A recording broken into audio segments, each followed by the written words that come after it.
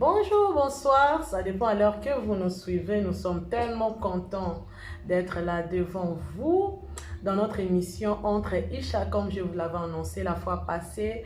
Et aujourd'hui, nous ne serons pas seuls. Je vous avais dit qu'il y aura des invités surprises. Déjà, je vous dis merci. Je dis merci à tous mes abonnés, à tous ceux qui sont abonnés. Et je constate quelque chose que vous regardez plus l'émission, mais il y a des gens qui oublient de s'abonner. Déjà, je vous signale que quand vous regardez, il serait encore mieux encore de s'abonner dans notre chaîne YouTube. Pour ne pas monologuer la parole, je ne suis pas seule, je suis avec notre invité. Déjà, bonsoir papa, bonsoir pasteur. Bonsoir maman Esther. Ouais, comment vous allez? Ça va aujourd'hui? Oui, le Seigneur est au contrôle, nous sommes bien portants. Il ne cesse de déverser sur nous sa grâce et sa bonté. Nous respirons et nous espérons que demain sera plus mieux qu'aujourd'hui. Vraiment, gloire au Seigneur pour cela. Déjà, welcome dans notre plateau des Entre Isha. Merci beaucoup. Vous êtes notre premier invité et nos abonnés veulent aussi vous connaître. Nos abonnés de Badinani et Sta TV, ils veulent vous connaître. Déjà, comment vous vous appelez? Je suis le révérend pasteur Eric Sabi Milton Kenania, le représentant légal de l'église évangélique Sanctuaire du Christ qui est située dans la province de Cape Town, ici à Wynberg, numéro 115. Et je suis père de la famille, je suis marié, père de 3 enfants. Ok, ça c'est bon, c'est une très bonne chose.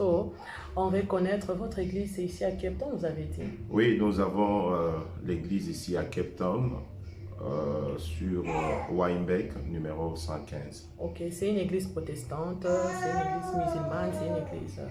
Bon, en réalité, nous ne sommes pas une église dénominationnelle, nous sommes l'église du Christ parce que nous sommes pentecôtistes, okay. Nous sommes apostoliques et nous sommes prophétiques. Ok, that's good, c'est déjà une bonne chose. Déjà, c'est pour que vous puissiez connaître qui est la personne que nous sommes avec lui. Aujourd'hui, nous ne sommes pas seuls. Déjà, notre émission Entre Isha. Entre Isha, c'est quoi? Je vais vous le dire. Entre Isha, Isha, déjà, c'est la femme dans la langue hébraïque. C'est la femme en hébreu. Alors, vous allez vous étonner comment dans une émission de la femme qui parle de la femme, vous invitez un homme, un pasteur. Pourquoi je fais ce choix? C'est parce que nous devons comprendre qui est la femme vraiment, qu'est-ce que, quand Dieu en créant la femme, quel était plutôt le but ou la pensée de Dieu. Alors, comment le connaître si on ne fait pas appel aux gens qui sont spécialisés à cela? Déjà, je vous avais de la fois passée, moi je ne suis pas pasteur, je suis juste votre sœur. Alors, c'est pour cela que nous avons voulu aller à la source pour comprendre les buts de cette émission. Sans plus tarder, je vous annonce déjà notre premier thème. Notre premier thème, c'est déjà la femme. Nous allons parler sur la femme.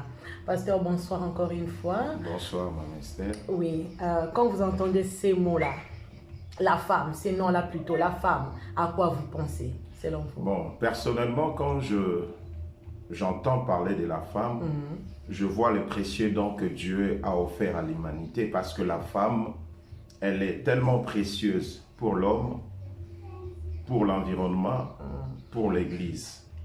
Donc, la femme englobe en elle plusieurs bonnes choses et j'aime vraiment entendre ce mot-là et c'est tellement précieux et important dans ma vie. Vraiment, gloire au Seigneur, que Dieu soit loué. Pourquoi je l'ai dit? Venant d'un homme, vraiment, la femme, il y a beaucoup de gens, quand ils entendent ces mots-là déjà, ça a problème et tout cela. Mais aujourd'hui, nous allons parler sur ça. Nous allons parler sur ce thème, la femme. Pourquoi j'appelle ça déjà un thème? Parce que la femme est comme une unité. Donc, il y a beaucoup de choses dans la femme. Nous devons comprendre qu'est-ce que nous sommes appelés à faire, qui sommes-nous, d'où nous venons. Déjà, j'aimerais poser la question suivante au pasteur. Selon vous ou selon la parole de Dieu, qu'est-ce qu'est la femme? La femme, à la lumière de la parole de Dieu, est un être semblable à l'homme. C'est celle qui a été prise de l'homme. Parce que quand nous lisons les Écritures, nous trouvons dans Genèse chapitre 2 à partir du 20e verset, puis vous descendez, nous trouvons la pensée de Dieu de faire la femme qui devait être une aide semblable à l'homme. La Bible dit que Dieu a fait tomber l'homme dans un profond sommeil et Dieu va prendre l'une de ses côtes, par elle, il va faire la femme. Donc nous trouvons que la femme n'a pas été créée, mais la femme a été faite. C'est-à-dire que la femme, Dieu a eu à la faire à travers ce qui existait déjà. Donc c'est pour dire que c'est une créature qui est tellement finie, une créature parfaite que Dieu a eu à faire pour la placer à côté de l'homme pour plusieurs raisons. Ok, pasteur, pouvez-vous plutôt un peu nous énumérer ces raisons-là, vu que vous nous parlez, c'est vraiment tellement intéressant. Pouvez-vous nous énumérer plutôt ces raisons-là? Bon, la raison d'abord principale qui a fait à ce que l'Éternel Dieu puisse faire la femme, c'était la solitude de l'homme. La Bible dit qu'il n'y avait pas d'être semblable à lui, c'est-à-dire qu'il y avait d'autres créatures. Dieu a doté à l'homme le pouvoir, Dieu a béni l'homme, mais l'homme était dans la solitude. L'homme n'avait pas quelqu'un qui pouvait parler ou s'entretenir avec. Et quand Dieu a trouvé qu'il y avait quelque chose qui manquait à l'homme, c'est alors que Dieu a eu la pensée de faire la femme. Donc nous trouvons d'abord l'objectif que Dieu créa la femme ou que Dieu a eu à faire la femme. Je préfère parler de faire parce que de créer, dans le langage que nous appelons en latin, nous l'appelons ex nihilo, c'est-à-dire à partir de ce qui n'existe pas, on peut créer. Mais quand on fait quelque chose à partir de ce qui existe, donc c'est mieux de parler de faire que de créer, donc selon la pensée biblique. Alors nous trouvons qu'elle a été faite pour être une aide semblable à l'homme. L'objectif était que l'homme ne soit pas dans la solitude, et c'est la raison que Dieu a amené la femme vers l'homme. Et c'est pourquoi l'homme d'ailleurs, quand il a vu la femme, il a fait ces poèmes pour exprimer son amour à l'égard de celle qui était en face de lui, pour témoigner son amour. Ok, si je comprends bien, parce que j'aimerais poser autant de questions, mes abonnés aussi vont comprendre, pareil à moi. Si nous comprenons bien, la femme a été créée pour l'homme, a été faite, comme vous le dites, pour l'homme. Selon la pensée de Dieu, elle a été faite pour l'homme. Donc, si nous comprenons aussi bien, les gens qui n'aiment pas se marier, ils agissent contre la parole. Bon, quand nous analysons la parole de Dieu, nous devons l'expliquer par rapport au temps et aux circonstances. Nous trouvons dans 1 Corinthiens chapitre 7, l'apôtre Paul est en train de parler de ceux-là qui ont aussi reçu de Dieu un don particulier à ne pas se marier. Donc on ne peut pas les forcer. Et nous trouvons dans 1 Corinthiens chapitre 7, le premier verset, la Bible dit que pour éviter l'impudicité, chaque homme doit avoir sa femme. Et quand nous rentrons maintenant dans la pensée originelle, nous trouvons que Dieu ne voulait pas que l'homme soit seul. C'est la raison qui a fait à ce que Dieu puisse faire la femme et l'amener aux côtés de l'homme pour vivre ensemble. Vraiment. Donc, nous comprenons, tous mes abonnés de Badinani Esta TV, nous comprenons que tout homme doit avoir sa femme. Tout homme, vraiment, il est d'une importance capitale de se marier et d'avoir votre femme. Déjà, ça selon la pensée originelle. Oui. Mais l'apôtre Paul nous a aidé aussi à comprendre qu'il y a certaines personnes qui n'ont pas été destinées à se marier. Oui. Donc, on ne peut pas forcer tout le monde à se marier. Mais je crois que le mariage est aussi un plus grand cadeau que Dieu a donné aux hommes. Ok, nous avons essayé un peu d'analyser ça. Nous ne sommes pas dans le mariage pour aujourd'hui. Nous sommes plus du côté de la femme. Donc, déjà par là, nous comprenons que la femme a été faite pour combler les désirs de l'homme, pour que l'homme ne puisse pas être seul, vu qu'à l'image de toutes les créatures étaient en deux, mais l'homme était seul. Là, vraiment, moi, j'ai compris. Je pense que tout le monde aussi ont compris. Maintenant, on passe par rapport à ce qui se passe dans notre société actuelle. Ou bien, retournons un peu en arrière. Est-ce que Ève a été une aide pour Adam, selon vous? Bon, quand nous lisons les Écritures, la Bible dit qu'elle a été faite pour être une aide. Et nous trouvons que, étant celle que Dieu a faite et a amenée à côté de l'homme, l'intention était d'être une aide. Donc moi, je ne peux que confirmer ce qui est écrit, parce qu'aujourd'hui, pour les autres, c'est difficile d'accepter que Ève était une aide parce qu'elle a eu à manger le fruit. Mais la question est de savoir pendant qu'elle mangeait le fruit, où était l'homme. C'est ça.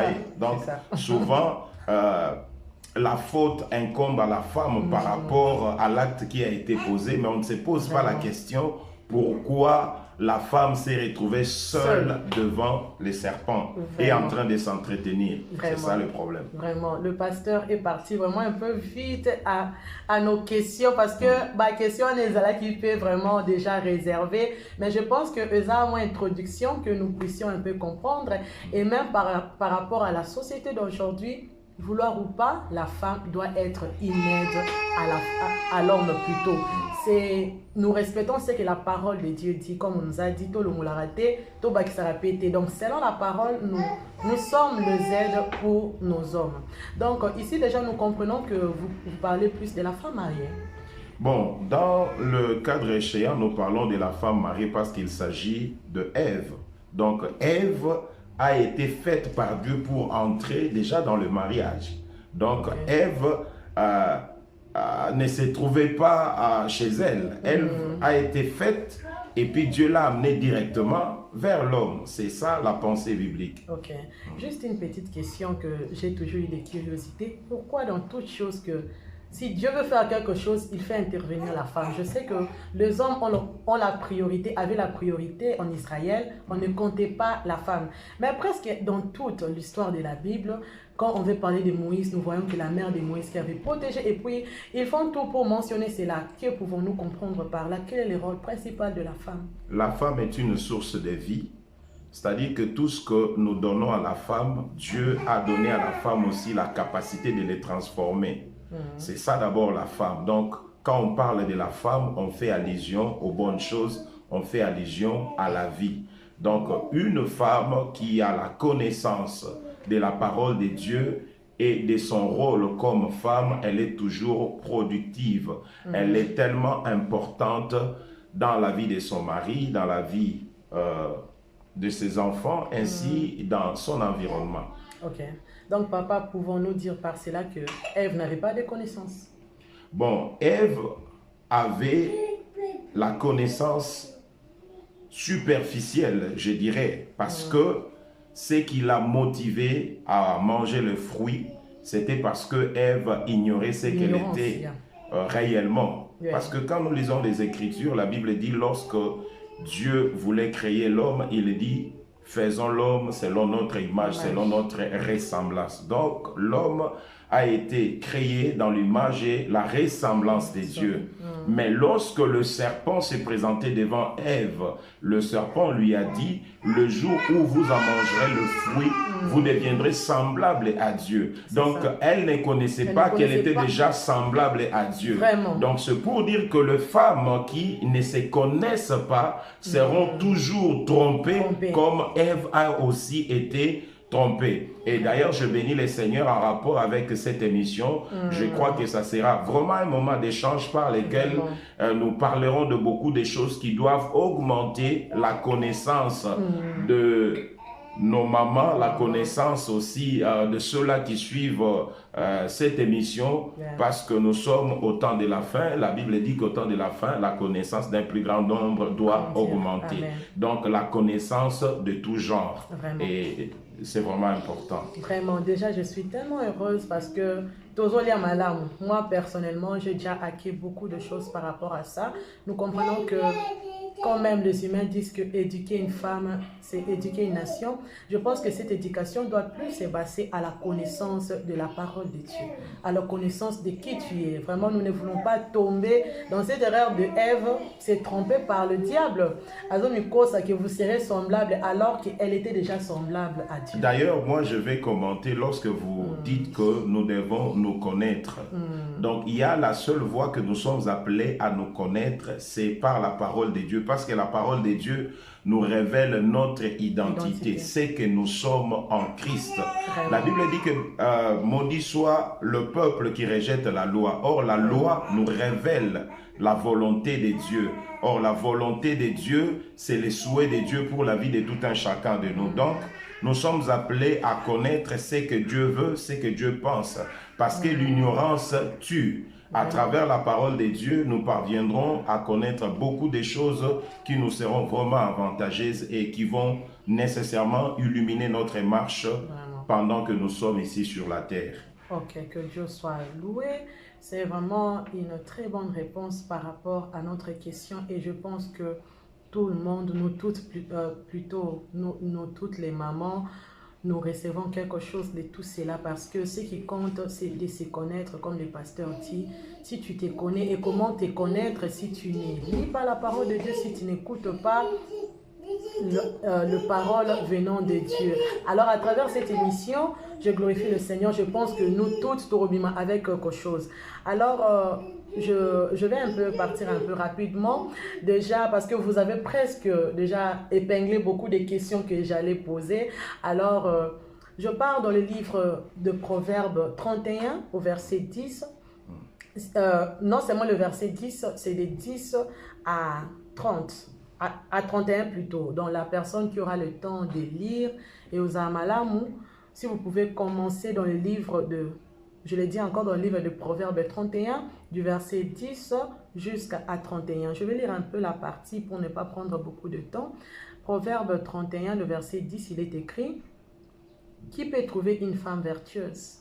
Elle a bien plus de valeur que le perle, le cœur de son mari a confiance en elle, et les produits ne lui feront pas de faux. » Amen. Je me limite là. Il y a beaucoup de choses qui se sont dites dans le livre de Proverbes 31. Je pourrais bien lire jusqu'à la fin, mais c'est aussi un devoir pour nous parce que déjà là, on vient de nous réconforter que nous devons lire la parole de Dieu. Si nous passons notre temps à lire la parole de Dieu, notre temps plutôt à lire la parole de Dieu, nous allons connaître, nous allons nous comprendre bien. Alors par rapport dans le livre de Proverbes 31, la parole de Dieu ici parle de la femme en tant qu'une femme vertueuse. Qu'est-ce que vous pouvez... Bon, lorsque la Bible parle sur la femme vertueuse, la Bible fait allusion aux bonnes œuvres et aux bonnes actions qui accompagnent celle-ci. Donc, toute femme est appelée à être vertueuse. D'ailleurs, j'ai souvent entendu même certains hommes de Dieu qui tordent le sens de ce qui est dit, que celui qui trouve une femme trouve le bonheur. Les autres disent que celui qui trouve une bonne femme. Moi, je n'ai jamais lu ça dans la plupart des versions bibliques que j'ai à lire. La Bible dit celui qui trouve une femme trouve le bonheur. Donc, dans la pensée de Dieu, toute femme doit être vertueuse. Doit. Vraiment, c'est un masque. Et c'est pourquoi elle sera la bénédiction pour son mari. Ok.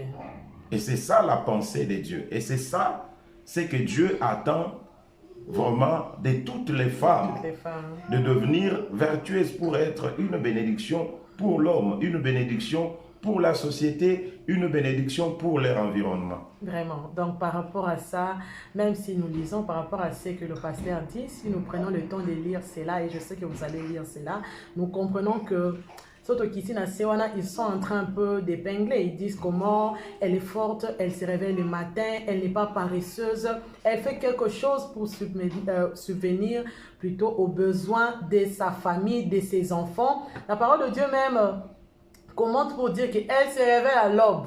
Donc l'aube, avant que le matin, elle se réveille déjà. C'est un peu, il y a tellement beaucoup de choses, c'est un sujet un peu vaste que je ne m'aimerais pas développer pour ne pas que nous puissions un peu perdre aussi notre téléspectateur. Ma question était la suivante, pasteur plutôt, ne trouvez-vous pas que Dieu demande un peu trop à la femme? Bon, Dieu ne peut pas demander à la femme des choses qu'il n'a jamais placées dans la femme. Dieu ne fait que réclamer ce qu'il a mis dans la femme. Vraiment. Donc, quand Dieu recommande la femme d'observer ce qui est décrit dans le verset que nous venons de lire, parce que Dieu, dans sa souveraineté, reconnaît que la femme possède toutes ses potentialités en elle. Vraiment. Donc, le problème est que certaines femmes n'en connaissent pas. Et je crois que ça, c'est l'opportunité qui nous est offerte de connaître ces choses pour que chaque femme puisse se mettre en évidence et de comprendre qu'il y a des choses qui lui sont demandées de la part de Dieu. Donc, Dieu ne peut pas nous demander ce qu'il ne nous a pas donné. Donc, quand Dieu demande, Dieu sait que ces potentialités ont été placées dans la femme. Dans la femme. Oui. Et pasteur, déjà, comment les découvrir? Pourquoi je les demande? Parce que nous constatons que, à part Dieu qui nous a créés, vraiment, c'est toute la vie de la femme quand on est petite.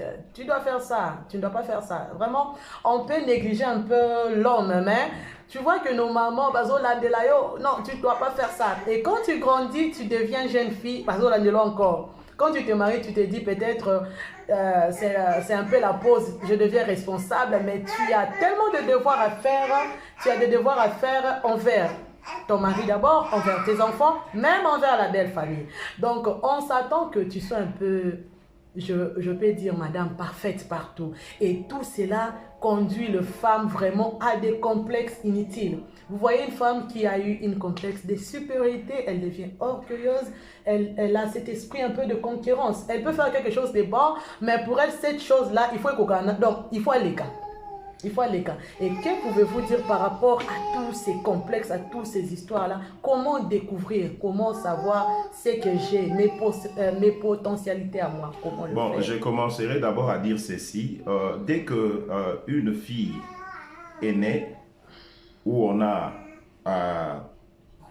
une enfant, nous sommes appelés à comprendre que dès qu'elle est née, elle commence déjà son stage. C'est-à-dire que tout le temps que nous passons dans la maison familiale, c'est un moment de stage. Nous grandissons avec ces stages et lorsque nous allons nous marier, nous allons maintenant au travail, c'est-à-dire à la mise en pratique de tout ce qu'on a eu à apprendre pendant tout ce temps qu'on était dans la maison familiale. Et cela est tellement important. Voilà pourquoi j'insiste aussi aux parents. Ils doivent comprendre que ce qui est plus important, ce n'est pas seulement faire marier ou donner sa fille en mariage, mais plutôt préparer sa fille de manière à être une bonne femme lorsqu'elle ira dans son toit conjugal. Cela est tellement important.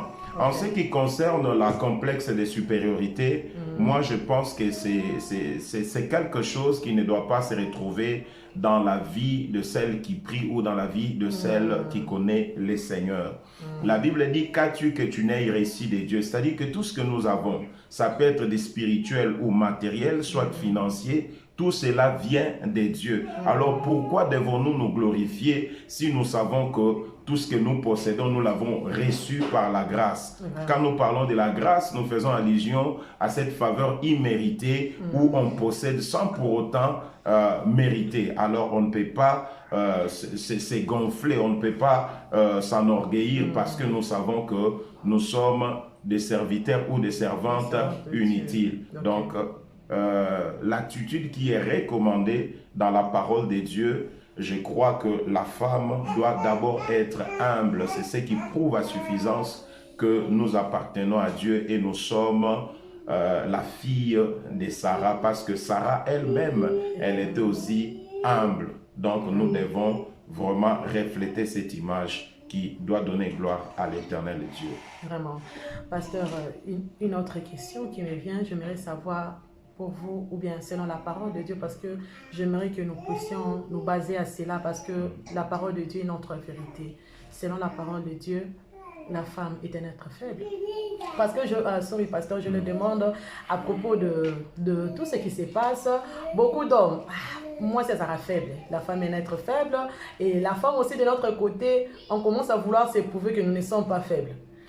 Bon, quand nous lisons la parole de Dieu, ce n'est pas ce que les gens disent que la femme est faible, c'est la parole qui en parle. Je crois que même dans 1 Corinthiens chapitre 11, vous allez remarquer que la Bible est en train de parler que la femme dépend d'une autorité, c'est-à-dire dépend de l'homme. Et nous savons aussi la condition que la femme a été faite. Donc nous trouvons que au commencement, c'est la femme qui a failli.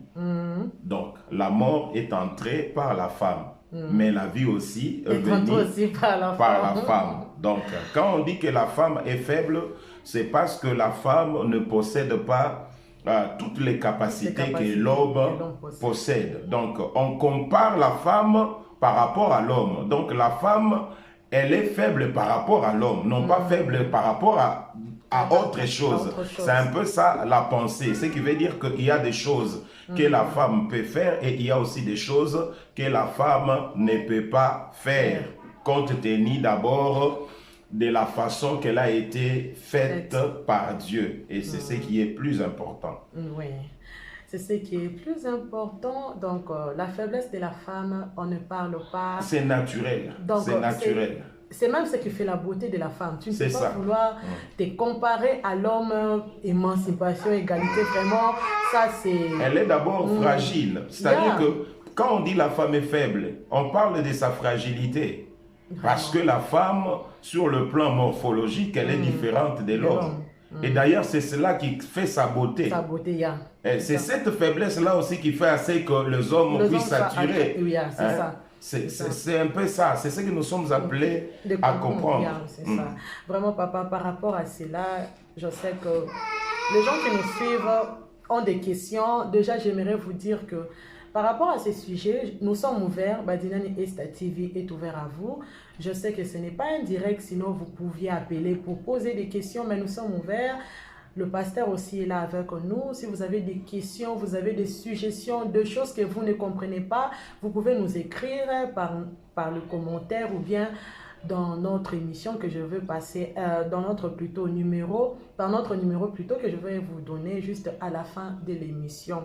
Donc maintenant, ma question suivante était, papa, par rapport j'aimerais pas que nous puissions nous atteler à cette faiblesse, mais j'aimerais comprendre parce que plus haut vous nous avez parlé comment Dieu qui nous a créés nous a déjà mis des capacités que Dieu s'attend que nous puissions dégager ces capacités là. Donc c'est comme si quelqu'un a créé le quoi dit que place où il faut bien s'abouiller. Maintenant j'aimerais un peu mettre que la femme aussi en tant qu'un être faible. Et quelque part Dieu aussi a mis des choses en elle qui peut porter la vie. Maintenant comment s'en prendre à cela faible qu'elle est devant les circonstances? Souvent la femme aime bien s'apitoyer, aime bien se victimiser. Il y a aussi des femmes devant les situations aiment bien. Maintenant, comment s'en prendre à cette réalité? Tu es comme une vase d'argile, comme même la parole de Dieu dit, tu es tellement faible, mais à l'intérieur de toi, comment maintenant s'en prendre un peu, gérer toutes ces réalités-là en tant qu'une femme chrétienne? Moi, je crois que le plus grand problème, c'est de savoir encadrer la femme, parce que c'est un point qui est vraiment capital. La femme doit être d'abord encadrée par son mari, parce que chaque mari est appelé à être éducateur et encadreur de sa femme. C'est très important. Et en dehors de cela, l'Église aussi doit avoir le temps d'encadrer les femmes. Pourquoi? Parce que le rôle de l'Église n'est pas seulement de préparer le gens pour l'enlèvement, mais le préparer aussi de vivre d'une manière heureuse sur la terre. Alors, dans la parole de Dieu, nous avons toutes les techniques possibles à préparer la femme de manière à ce que la femme soit à mesure de donner le meilleur d'elle-même. Et je me souviens dans les années 77... ou 78, il y avait ce qu'on appelait le foyer, on appelait cela foyer social, où il y avait une organisation, on encadrait les femmes. C'est pourquoi vous remarquerez, nos mamans ne connaissaient pas Dieu. Nos mamans ne priaient pas comme nos femmes d'aujourd'hui, mais nos mamans ont été vertueuses. Pourquoi? Parce qu'elles ont été préparées à être femmes. Vraiment. C'est ce qui a fait à ce qu'elles savaient jouer leur rôle.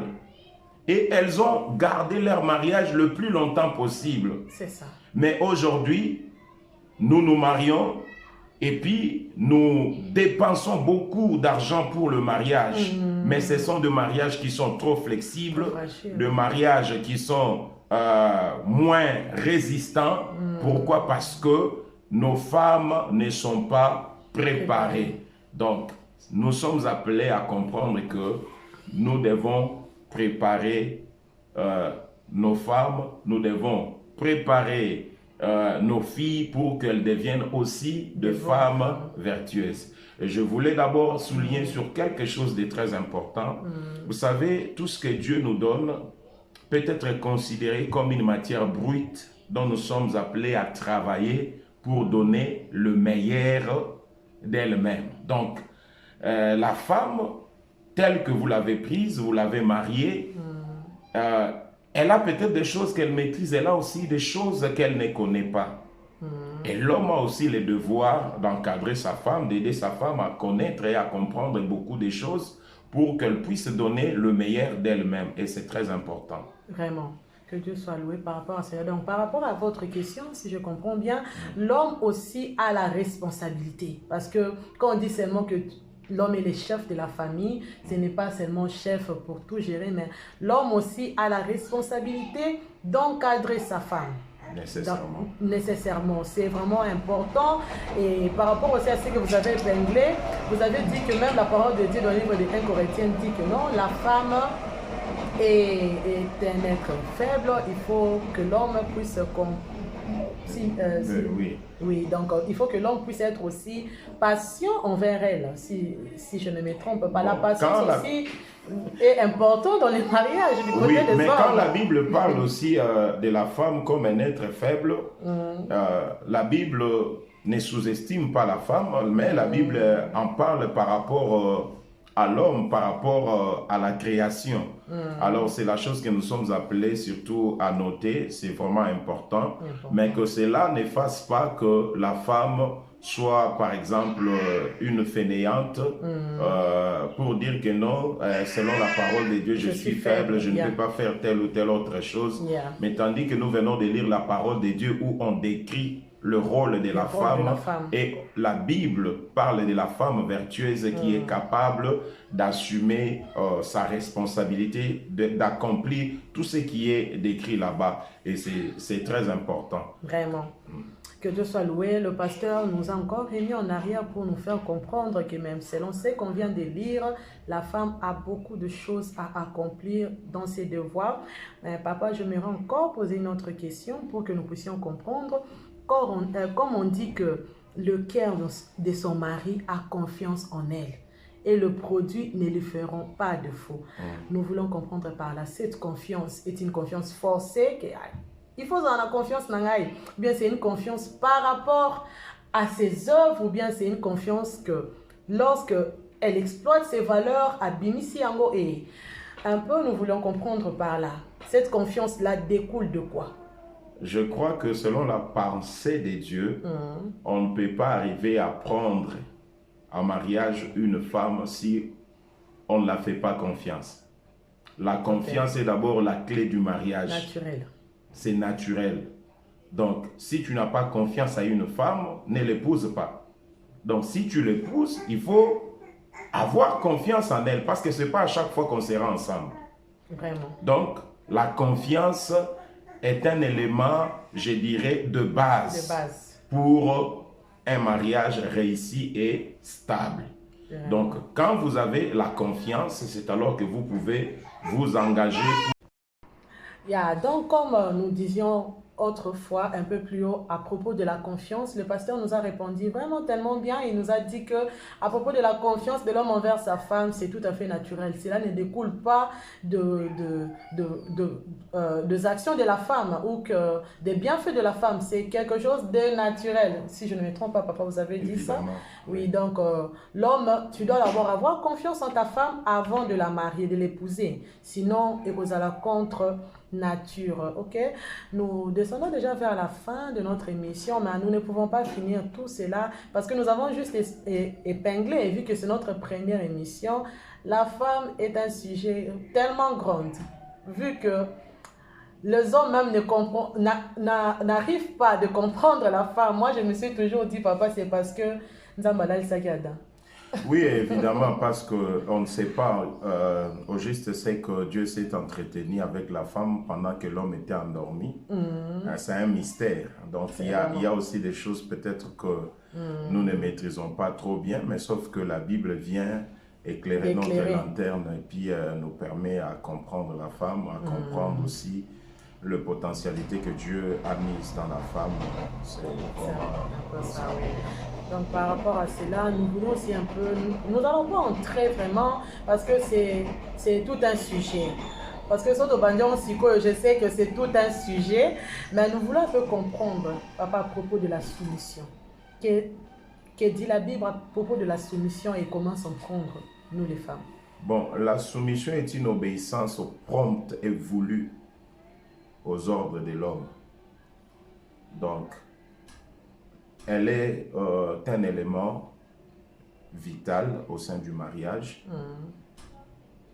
Et toute femme qui est soumise fait à ce que son mari puisse l'aimer. Donc, l'amour, deux fois dans le couple, se refroidit lorsqu'il n'y a pas la soumission. Donc, la soumission, c'est savoir écouter ce que l'homme dit et le faire. Si on a à rétorquer, on ne réplique pas au même moment que l'homme parle. On écoute d'abord et puis on peut venir proposer après. C'est ça la soumission. Vraiment. Parce que la femme peut être mieux outillée que l'homme dans le domaine, peut-être que l'homme demande à la femme de se soumettre.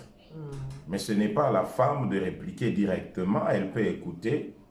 Mais après, elle peut venir avec beaucoup d'humilité et de tendresse envers son mari pour l'expliquer son expertise sur la matière. Vraiment. Donc, c'est aussi important de le faire de cette manière-là. Vraiment, c'est un sujet, comme je le dis, c'est un sujet tellement vaste, mais nous comprenons que par rapport à la parole de Dieu, une femme soumise pousse son homme de l'aimer. Donc, la réponse à la soumission, c'est l'amour. Mais souvent, les femmes, nous disons que si un homme aime, et là, la femme doit être soumise. Donc, c'est un peu... Dans ces sujets, il y a un peu beaucoup de tiraillements. C'est pour cela que je me suis dit que c'est un sujet vaste. Mais nous devons comprendre que la soumission est un must. Ce n'est pas que parce que mon homme m'aime. Non, c'est un must. D'abord, ne pas être soumise, c'est déjà un péché. Et c'est la tentation que le diable tente beaucoup de femmes avec ça. Et papa, je me veux aussi épingler une question parce que je sais que nous sommes suivis de partout. Nous sommes suivis en RD Congo, nous sommes suivis ici en Cape Town. Il y a aussi beaucoup de gens qui me suivent déjà à l'Europe. Il y a une grande famille que je salue déjà. Je ne pourrais pas tous citer le nom. Il y a aussi en Amérique, vraiment, c'est un peu partout. Mais nous voulons un peu comprendre sur la femme qui travaille.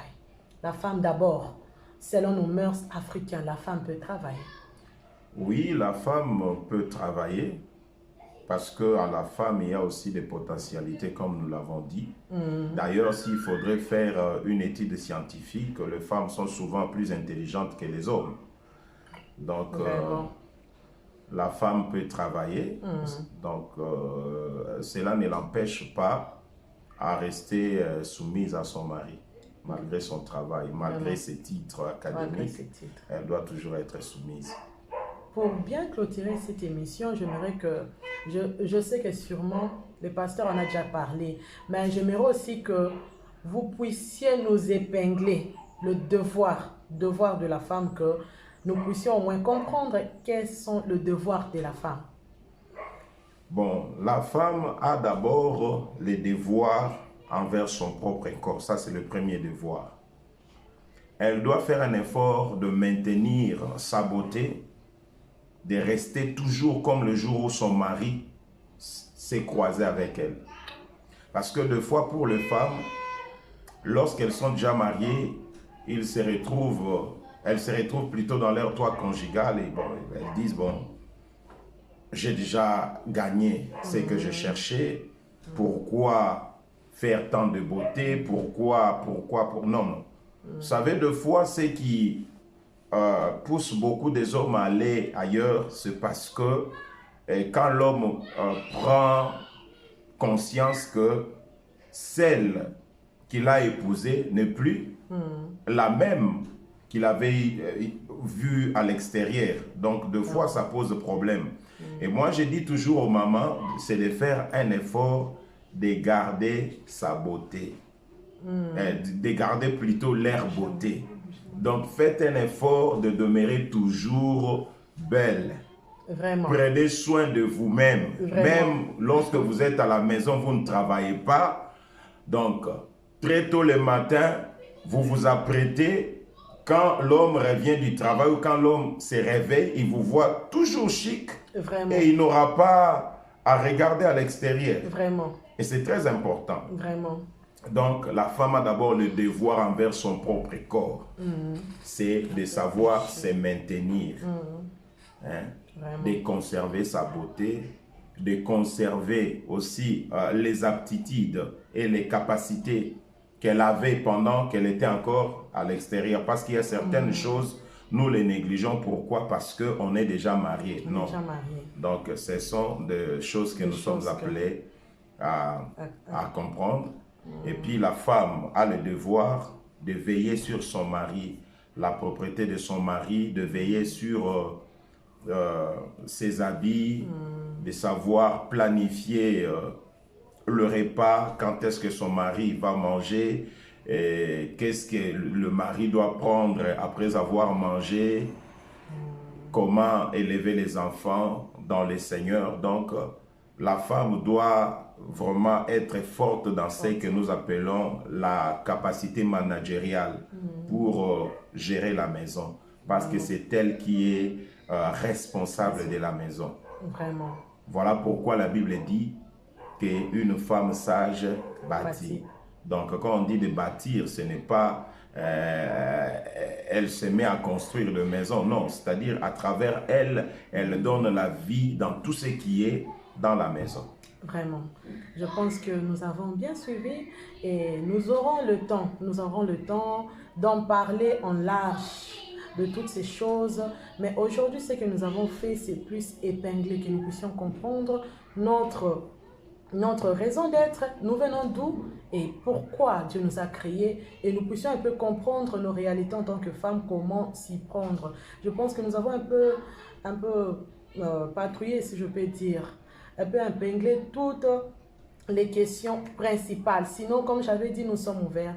Nous sommes ouverts. Badinani Esta TV est ouvert à toutes les questions. Vous pouvez nous poser. Le pasteur est là. Et je vous promets déjà que nous aurons une autre émission avec le pasteur, so nous puissions comprendre ce que nous n'avons pas bien compris et les questions que nous n'avons pas bien posées. Sinon, pasteur, la parole est à vous. Qu'est-ce que vous pouvez conclure pour ce jour, pour cette émission? Moi, je tiens à bénir le Seigneur pour ce moment d'échange. Je crois que c'était le début. On a fait un effort de toucher un peu partout parce que c'était l'introduction.